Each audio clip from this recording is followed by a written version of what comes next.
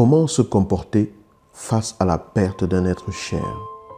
Bonjour les amis, c'est Yannick TM. Je vous souhaite la bienvenue sur ma chaîne. Vous êtes sur Pépites et Graines de Conscience. Aujourd'hui, j'aborde un sujet délicat. La perte d'un être cher. C'est un moment difficile. C'est un moment douloureux la plupart du temps pour ceux qui restent. C'est parfois un moment de colère parce qu'on ne comprend pas qu'on puisse perdre son enfant alors qu'on est encore vivant. On ne comprend pas comment ce Dieu-là auquel on dit croire ou auquel on a cru jusqu'ici peut ravir l'ordre naturel et faire qu'un enfant meure avant ses parents. Ou faire qu'une personne meure en laissant des enfants en bas âge. On ne comprend pas. Vous avez vécu la perte d'un être cher, c'est forcément douloureux. Et je vous souhaite vraiment beaucoup de courage dans cette épreuve qui en demande. Je vous souhaite vraiment du courage dans cette épreuve qui n'est pas des plus faciles. C'est une épreuve douloureuse. Mais au-delà de cela, c'est une épreuve de remise en question. Parce que là, on se rend compte que la vie ne tient même pas à un fil. Que l'on meurt facilement. Qu'une personne avec qui vous étiez aujourd'hui peut demain ne plus être là. C'est un fait. C'est bouleversant. C'est perturbant. Mais comment faire face à une situation pareille où la personne avec qui vous cheminiez ou alors la personne avec qui vous étiez si complice, si proche, votre frère, votre soeur, votre père, votre mère, un ami vraiment proche, votre enfant meurt. Comment faire? Comment surmonter cela? Comment arriver à vivre de nouveau après une épreuve, une étape, une perte aussi bouleversante et aussi déchirante? Parce que oui, on peut vivre de nouveau après ça. Oui, on peut continuer à vivre après cela. La question fondamentale ici étant, quelle est l'histoire que vous vous racontez? Je m'explique. L'histoire que vous racontez concerne ici le sens que vous donnez déjà à la vie en général. Parce qu'en fonction du sens que vous donnez à la vie, vous trouvez le sens que vous donnez à la mort. Très souvent, on ne veut pas s'interroger sur ce que c'est que la mort parce qu'on se concentre trop sur ce qu'est la vie. Mais on se trompe dans ce qu'on appelle la vie parce qu'on ne saurait vivre véritablement en ignorant la mort. Parce que ce n'est que la mort qui vous permet de comprendre que la vie, elle est vraiment là. Et si on parle de vie, c'est par opposition avec le fait qu'il n'y a plus de vie. Quelle histoire vous racontez-vous, d'après vous, cette personne qui est partie? Tout s'est-il éteint avec elle? Pour vous, que signifie mourir? C'est la définition que vous donnez à cela et la conviction et le positionnement que vous avez vis-à-vis de cela qui vous permet de vous raconter une histoire psychologiquement, émotionnellement, spirituellement, qui va vous permettre de traverser cette épreuve.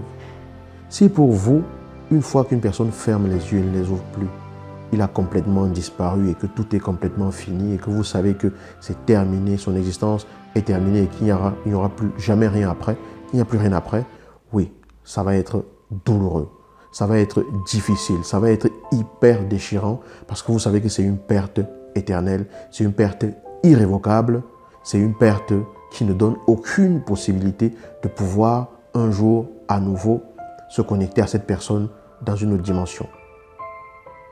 Si pour vous, la mort n'est qu'une porte à travers laquelle on passe pour continuer son chemin de l'autre côté, et que vous considérez que l'arrivée sur cette terre est comme l'arrivée sur un parking où on choisit un véhicule dans lequel on entre, et que notre corps est un véhicule qui nous permet de sillonner la matière à différents égards et de faire des expériences, un peu comme quand on fait un voyage et qu'on rencontre différentes personnes, alors à ce moment-là, vous comprenez qu'une fois que le véhicule est garé sur le parking, il y a peut-être quelque chose qui continue après.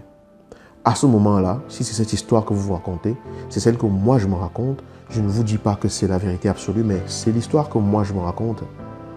Et cette histoire, elle est tellement imprégnée en moi que lorsque je suis dans la situation de la perte d'un être cher, je fais l'effort. Je demande la force pour y arriver, pour que ma propre douleur n'interfère pas avec celle de celui qui sort de son véhicule.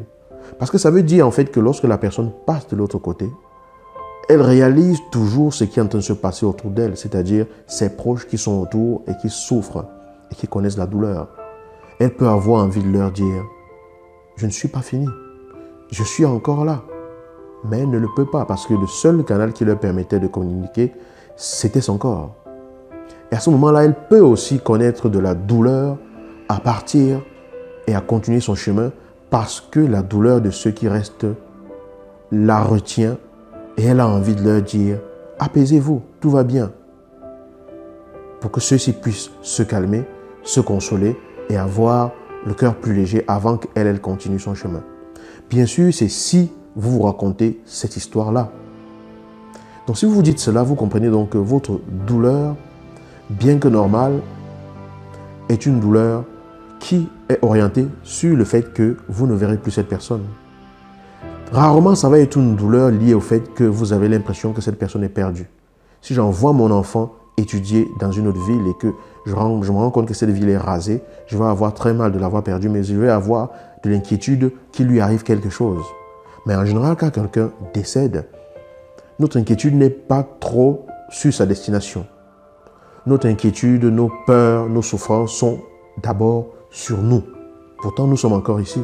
En fonction de l'histoire que vous racontez, vous pouvez, dans l'accompagnement, dans le soutien de votre famille, dans le soutien de vos amis, dans la prière, dans le réconfort des gens qui vous entourent, vous raconter cette histoire-là et vous dire « il n'est pas fini, il est juste passé de l'autre côté ». Son parcours ici est terminé, mais la personne qu'il est et la personne qu'elle est continue d'être parce qu'elle a juste garé le véhicule. Ce sera douloureux pour moi de ne plus le revoir et de ne plus la revoir ici. Mais je sais que cette dimension en moi qui est connectée à la vie en général, cette étincelle de lumière qui est en moi, mon âme et mon esprit peut encore faire l'expérience de cette personne, peut-être dans le rêve ou une fois que moi aussi je serai parti d'ici. Je l'accompagne donc en pensée et en prière afin que son nouveau chemin soit le plus joyeux possible. Donc en fonction de l'histoire que l'on se raconte, on peut se raconter celle-ci pour s'aider. D'accord? Ceci est une vidéo justement pour essayer d'apporter du réconfort à vous qui avez perdu quelqu'un de cher, à vous qui avez perdu quelqu'un qui comptait tant pour vous, à vous qui avez perdu quelqu'un que vous aimiez profondément. Quelle histoire vous racontez-vous? Quelle histoire vous vous dites à chaque fois que vous pensez à cette personne?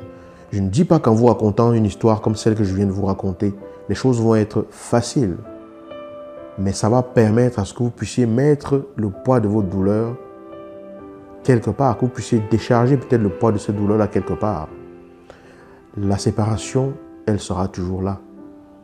La douleur, elle sera là. Mais avec le temps, l'acceptation peut faire son entrée plus rapidement dans votre processus de deuil que si vous restez dans la colère et dans l'incompréhension. Toutes les attitudes étant bien sûr compréhensibles et normales. Il ne s'agit pas ici de juger quelle attitude que ce soit ou quel comportement que ce soit ou quelle histoire que ce soit que qui que ce soit peut se raconter. Vous êtes dans la souffrance et ce que vous vivez actuellement est douloureux. On ne peut pas dire quoi que ce soit qui efface cette douleur en 2 secondes. Mais la question c'est qu'est-ce que vous-même vous vous dites? Je vous souhaite vraiment du plus profond du cœur de trouver le réconfort dans l'histoire que vous vous racontez, dans la foi que vous avez si vous en avez une. Parce que ne pas en avoir vous permet effectivement de ne pas vous raconter d'histoire et de ne pas avoir à quoi s'accrocher. Mais peut-être que vous pouvez vous accrocher aux personnes qui restent et qui sont à côté de vous. Peu importe, le réconfort, vous pouvez le trouver quelque part. Une séparation est toujours difficile. Une séparation entraîne toujours de la douleur. Il est normal que vous soyez dans cette disposition.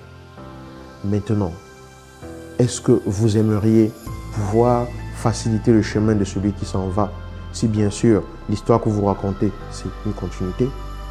Ou alors est-ce que vous choisissez de plus vous concentrer sur la souffrance actuelle qui est la vôtre, en sachant que cela peut impacter celle ou celui qui s'en va? Ceci bien sûr étant encore une histoire que l'on peut se raconter. Je vous souhaite de tout cœur de trouver le réconfort, quelle que soit la situation qui est la vôtre en ce moment. Quelle que soit l'histoire que vous vous racontez en ce moment. Quelle que soit la perception et le sentiment qui vous traverse en ce moment, je vous souhaite de trouver le réconfort et de pouvoir vous reconstruire malgré le départ de cette personne qui compte tant pour vous.